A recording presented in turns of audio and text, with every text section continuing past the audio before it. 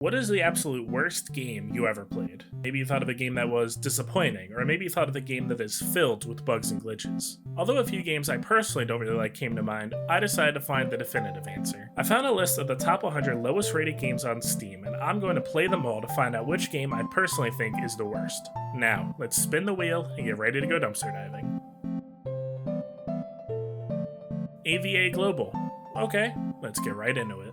For once, I'm actually going to talk about the history of this game first, since I think that it's pretty important as to why it's on this list. Just know that it gets a little long and a little confusing, so I put some links in the description if you want to do a little bit more research. A.V.A, or Alliance of Valiant Arms, was originally published in North America and Europe in 2009 by...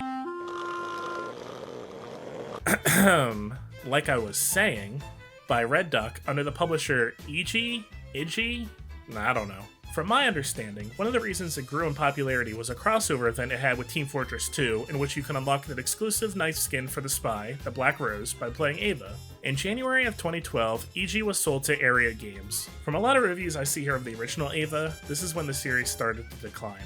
The most notable complaints I saw were ones talking about the inclusion of timed weapons. This meant you could buy a weapon in the game with real-life money, but after a month or so it would disappear unless you bought it again. In 2016, the contract between Red Duck and A.V.A Games was not renewed due to conflicts between the two companies. Mainly, A.V.A Games refusing to pay for a team to attend A.V.A's major esports tournament, AIC 2016. So Red Duck then went to En Masse Entertainment until 2018, when Red Duck was forced to restructure due to insolvency, meaning they couldn't pay their debts. The game was then shut down in late June of 2018. Red Duck later tried to self-publish a modified version of A.V.A called Alliance of Valiant Arms Dog Tag, with the open beta starting in early May 2019, but that didn't last too long. Now, since the game was removed from Steam and the servers are down, all I can do is show you a video I found on YouTube from Quantum X that shows some gameplay, and honestly, this game looks pretty fun. The UI looks nice, they have tanks, and according to the Wikipedia, the game had 10 different modes to play, including one mode against AI. Now, we arrive at the current day. A.V.A Global was released on Steam in late August of 2022 under NeoWiz. With all the high praise given to the original A.V.A game, and the recent disappointments that the fans had to endure, this was a very contentious game before it even came out. On one hand, I feel like the game was very encouraging to newcomers of the genre. Inside a match, you can open a menu that shows the overall status of the game. You can see where all your teammates are, where enemy presence is on the map, you can see how much damage you did to each person after you killed them, you can see how much damage they did to you, and there's a chart showing all the damage multipliers for different parts of the body. I feel like having this information helps me to learn and grow as a player. I never felt like when I was killed it was unfair since I could see how I died, especially since there's no kill cam. They also had an in-game controls button that showed you how to play, except most of it just overwrites other parts of it, so good luck trying to figure that out. On the other hand, I have no idea what's going on.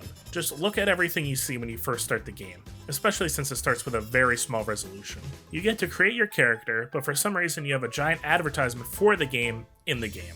It's bigger than the actual character creation screen. Then you are given a region select screen, but it doesn't tell you that's what it is. Oh, now we're supposed to select a camp that fits my language. Well, I hate to break it to you, A.V.A Global, but none of these are in my language, so I just picked the most popular camp. Then, we have some monthly award I unlocked, some weird slot machine, and finally a main menu, and I have no idea what anything does. Also, what is this loadout screen?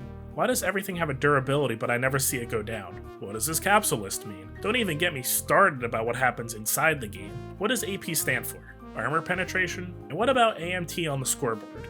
It looks like it shows the ping, even though it's slightly off from what it says in the corner. The game doesn't explicitly say what most of these things mean. It just drops you into the game and expects you to figure it out. Sometimes the sound design is great. I don't know why, but I love the main menu music.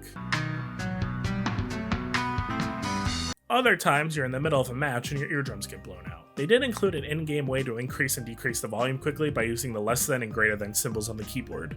There are a couple of purely good things about the game. It's free, which is always nice. The game does have anti-cheat in the form of easy anti-cheat, which games like For Honor and Dead by Daylight use, which is also nice. Looking at you, Undecember. And the developers seem to be making constant updates to the game, like this one where they talk about how they were going to include PvE content, and this one where they say they've removed pay to win. Oh, don't worry, I'm coming back to this one. I also had a ton of fun with the game itself. Although the maps were small and watching people climb upstairs made me sick, I did have fun running around and trying to kill people, even if I'm pretty bad at it. The combat felt a little bit more like an actual battle rather than who just pulled the trigger first. Unless you get a headshot, that is. I don't know, maybe it's because I never played Counter-Strike, but I honestly had a lot more fun with this game than I thought I would. Finding ways to kill people with grenades using the different windows in the map, memorizing different hiding spots to snipe people, it just felt very satisfying. From here on out though, it's all negatives. There's only 3 classes: Point Man, the close range class, Rifleman, the medium range class, and Sniper, the long range class. Most people use Rifleman, some people use Sniper, and barely anybody uses Point Man. When there's 3 classes, and nobody ever uses one of them, that's an issue. There's also not much variety. There's 3 game modes, and each game mode has its own maps. Since I could only find lobbies for Demolition, that meant that there were only 8 maps I could play on. None of these maps were memorable.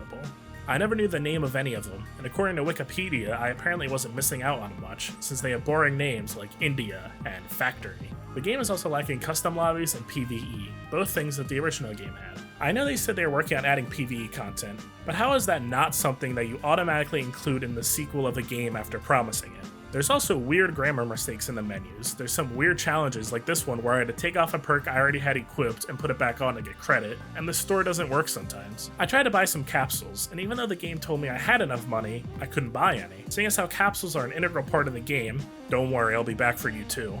This is kind of annoying. However, when I tried to buy a character that was more expensive, I could buy them just fine. Now, I will admit, I'm not 100% sure about this next one, but I feel like the guns do variable damage.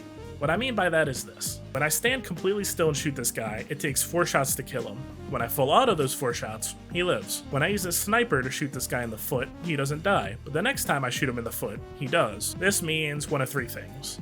Either my aim's off and I'm not hitting in the right spot, each gun does variable damage, which is annoying since that means sometimes you cannot guarantee a one-hit kill with a sniper, or that means that the damage multiplier isn't consistent. The fact that I can't tell whether this is intentional or an accident either means I'm stupid, which, fair enough, or it means that the game doesn't explain itself well enough. But all of that is nothing compared to the fact that this game is pay to win. I cannot explain to you how much I hate pay to win mechanics. Since this game came out officially in 2022, it just had to have a battle pass. Just the usual battle pass stuff where you get useless currency for free and have to pay to get perks, weapons, and everything else earlier and therefore have an advantage in battles. Remember those capsules I talked about? When I opened some of the capsules, I found these perks inside that gave me more ammo and allowed me to have a reticle while I'm running. Those capsules, and therefore the perks, were bought with in-game currency that you can buy in the store. And that's not where it ends either.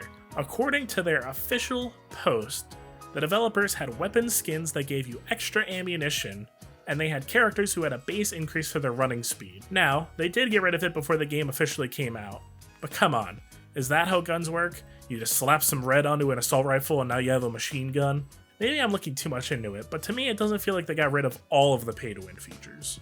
At first, I found the game equally fun and frustrating. The game explains some mechanics like damage to you pretty clearly, but also confused me on how armor and loadout durability worked. But some negatives far outweigh the benefits. Sure, the game is free, but I still think it's pay to win and that the store is purposefully confusing to make you spend more. Yes, the developers are still coming out with updates to the game, but it's for stuff I feel like they should have had in the game to begin with. The gunplay feels fun, but sometimes I feel like the weapons are a bit off, like when the sniper feels like it does variable damage, or when grenades feel like they veer off to one side a bit from where it says they'll go. The main consensus is that A.V.A Global is an inferior successor in the series, and after everything I've seen so far, I have to agree.